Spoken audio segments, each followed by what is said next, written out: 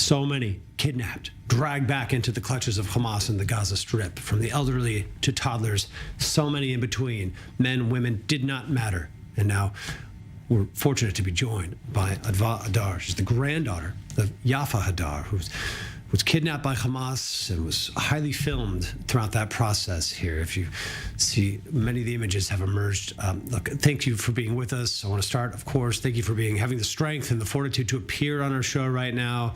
Nothing easy about that, but it is so important. I want to tell you, there's people looking in from around the world who deeply care about us, who want to know what's happening, want to understand more. So thank you for being with us. Look, thank you for listening. Your elderly grandmother, I mean, as I mentioned, she was widely filmed, as she was taken in. First, I mean, just tell us, what do we know? What do you know about what happened? My grandmother lives in Kibbutz Nir Oz, which is near the border with Gaza. She's 85 years old and she lives by herself. We lost contact with her around 9 a.m. When she wrote us that there's terrorists in the kibbutz, that they are shooting and shouting. Oh my God, the pictures. Yeah. Sorry. Take your time, of course. I'm sorry. No, They are shooting and shouting, and then we lost contact. We couldn't reach her anymore.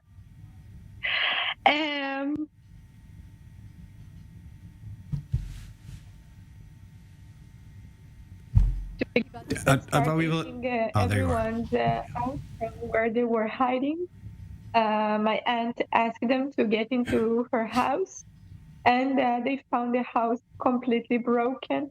The terrorists that got there left nothing, and she wasn't there.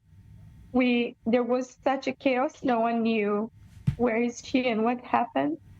And we heard that there's videos, so we started to look at them, and then we found her video of that the people from Gaza, the terrorists, uploaded of her getting kidnapped and brought into Gaza. You can hear them in the background clapping their hands, celebrating like it's some kind of a trophy. Look, we're showing that on the screen right now, and I know this is horrifying and painful to see. We're showing. I can't hear you. I'm sorry. Just a minute. I don't know why I can't hear you. Our viewers, again, we're seeing that video here. Yes, I hear you, Adva. I don't know if you can hear us. We were just showing that video of her in that cart that looks like it was something stolen from the kibbutz. Straightforward, may have been her own little vehicle for getting around the kibbutz that they drove back to Gaza, taking her in there. Yes, I know this is gut-wrenching and painful. And again, thank you for being with us on this. I believe it's critically important for our viewers around the world to see this, to take it in, to understand what happened here. So thank you for being strong. This is obviously crushing to see this right now, but we see your grandmother at least appearing to be in okay shape, in this cart. I mean, this is an upside here that at least it doesn't appear that maybe, that they didn't harm her. Obviously, they took her. We don't know anything about the fate, but this is how you learned of how it happened. You saw the Hamas videos? This is how we learned about it. I have to tell you that my grandmother is ill. Yeah. And without her medication, we don't know how long she can stay.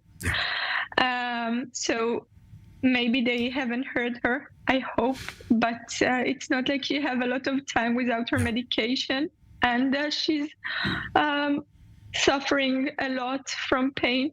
So I'm sure that every minute of her there without the medication, it's a pain, a really hard pain she's suffering.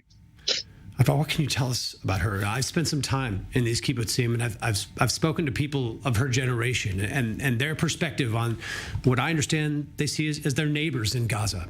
That I don't think she held a bone of hostility in her body towards the people of Gaza before this. Correct me if I'm wrong, but they had a long-term perspective. They remembered the days before there was a big wall, before there was Hamas. They felt that they knew their neighbors over there. Did your grandmother share those sentiments towards the people in Gaza? Yes, she did. I have to admit that in the last years, with all the rockets, it's a little bit harder to, remember that there's neighbors in the other side. But my grandmother did believe in peace. She did want to live her life quietly. She didn't want no harm to happen. I think we may have lost your sound again there, Adva. It's not. Yeah, we got you. She could ever imagine. It's not something anyone in our worst nightmares could imagine. No, none of us. The entire country is with you in that shock and horror at this point. Have you, and I think the answer is we know this already, but have you received any kind of information from authorities, or is there anyone providing you information, or at this point are you still just in the dark with, like so many of us waiting to know? So today, someone came from the authorities and gave us a formal announcement that she's been kidnapped. Okay. We already knew it, but we got an official confirmation. And unfortunately, there's now a fake video going around, posted as my grandmother coming back home. And I have to tell you, and please tell the world, that's fake. She's still being held in Gaza. She's still not home with us. And we're trying to make everyone help us, pressure them to bring her home. So the video that was posted, that's fake. That's not her. Yeah, there's certainly a lot of danger out there of a lot of, this is a very psychological warfare campaign going on by the terrorists there. So important to know that. Adva, I can only thank you again for having the fortitude to just give our viewers a glimpse of the pain and suffering going on here and the realities of what happened here, that your 85-year-old grandmother dragged out of her home by these terrorists and taken into Gaza. This is something the world needs to understand. Our viewers are desperate to feel and understand themselves. So thank you again, being strong enough to come here and share that story with us. We wish your family strength and fortitude, and of course, our hearts with everyone.